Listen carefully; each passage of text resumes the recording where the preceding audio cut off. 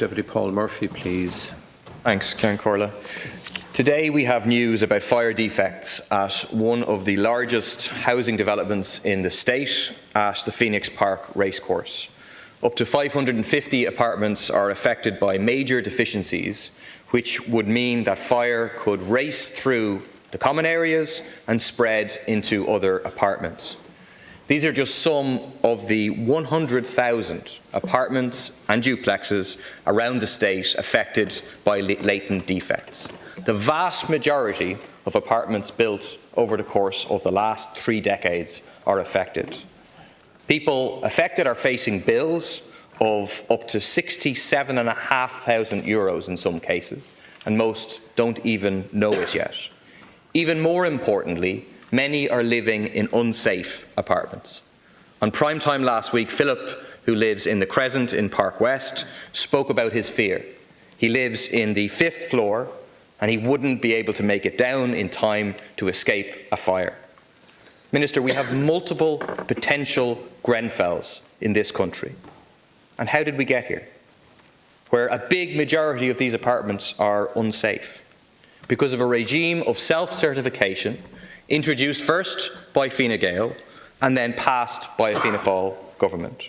One which allowed the builders to just certify that they had built according to the plan. What is somewhat unique in the case of the Phoenix Park Racecourse is that the developer, Flynn and O'Flaherty, is actually still on site. But reportedly they've told the affected owners they can see no basis to get involved. The cost is on them because the apartment blocks were completed approximately 18 years ago. Wash their hands of it. In other cases, developers are still operating under their existing name. In yet other cases, the developers are still operating, but they've just changed their name. In the case of the Crescent Park West, the developer, Harcourt Developments, has recently received a major state contract for the redevelopment of the North Quays in Waterford. What is going to be done, Minister, to hold these developers responsible for their corner cutting, for their profit pursuit, which puts people's lives at risk? Do you think they should just be allowed to walk away with no consequence for building unsafe homes? Do you agree that they should be prosecuted for criminal negligence? Do you agree that they should not get any more state contracts? Do you agree that the law needs to be changed so that the statute of limitations for civil cases does not start to run until the faults are discovered? I'm in touch with hundreds of residents of apartments and duplexes who are affected. What Minister O'Brien had to say. Over and over he repeated, he said the victims of these defects would be given help. It is not help that they're looking for. It's not tax credits they're looking for. It's not some partial compensation. This is not their fault at all. They're looking for recognition. This is the government's responsibility, the builders and developers' responsibility, and they're looking for 100% redress, with the state taking full responsibility and pursuing the developers. Minister. Thank you, Deputy Murphy, for raising what is, I know, a very serious matter, and of course a particularly serious matter to those homeowners that have now been affected by these fire and these safety risks. I know the homes that you're referring to, Deputy, and I can only imagine the worry and the anxiety that many different homeowners are facing at the moment, as they have a right to be concerned regarding their own safety and the safety of their properties that are their homes. But Minister Darragh O'Brien and the government have recognised the scale of this issue and are already working on a response as to how our government can respond back to the issues of safety, the issues of defects that is growing in scale, that there will need to be a government response back to. This work is taking 2 different forms at the moment, Ciaran Corla. First, it is the work that is underway regarding how we can reform our building control policy, to look at what are the right measures that need to be in place to give us confidence that this won't happen again in the future. This work is already happening. The work that is now happening is how our building control regulations can be amended, establishing a National Building Control Office, and the Building Works Act of 2022 that puts in place a regulation for providers, and then finally establishing a new building standards regulator.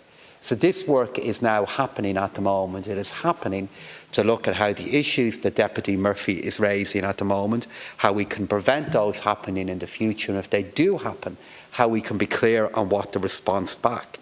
And what we need to get to, which Minister O'Brien and the government are committing to do, is full certainty regarding what is the responsibility regarding the delivery of these homes, these buildings, what is the responsibility of those building them, and then what is the responsibility of those who are regulating them, and how action will be taken to prevent this happening in the future. But I'm very conscious, Deputy, that the answers that I'm giving you are about how we can deal with this in the time ahead. In terms of how we respond back to the issues that you're raising in Phoenix Park that exist beyond the Phoenix Park, it is why Minister O'Brien in July of this year brought forward the report of a working group in defects in housing.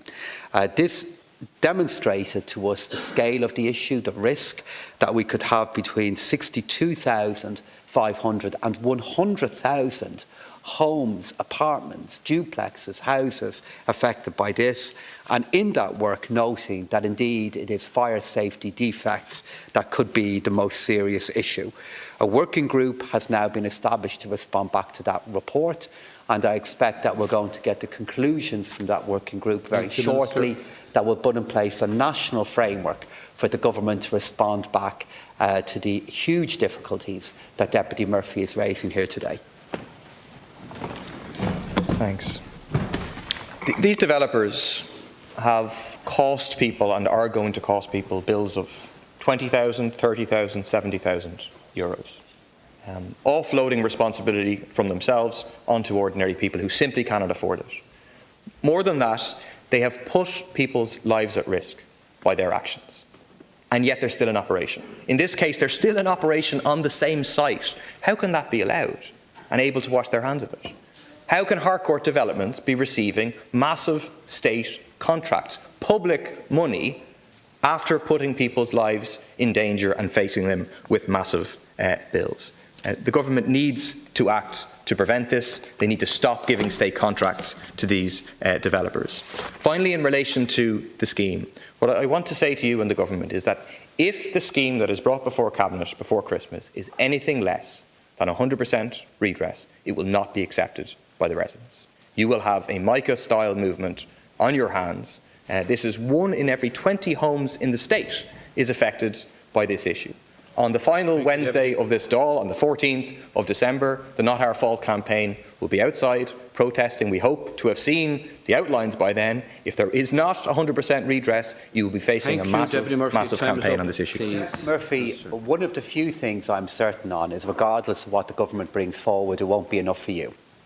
What you've already decided, I've little doubt at all, is when Minister O'Brien and the government agree on proposals in relation to you, it will instantly be condemned by you as being insufficient and not enough. What the government has redress, we will accept it, no problem. I'll restate that again. What we know is, regardless of what we bring forward, it will be condemned by you as being insufficient. You probably already have the tweet written and ready to go. What we know is this is a countrywide issue. Because it is a countrywide issue, we recognise that the number of properties that are being affected by it is serious. And of course, the deputies on this side of the House represent these communities too. All of us have this issue. But because we have this issue, we have to realise and recognise that the costs, the complexities involved in responding back to this are going to be very significant. The government many billions of euro. And as I said at the very start, Ceann Comhairle, the government absolutely appreciates the trauma and anxiety caused by so many, by factors that they had nothing to do with.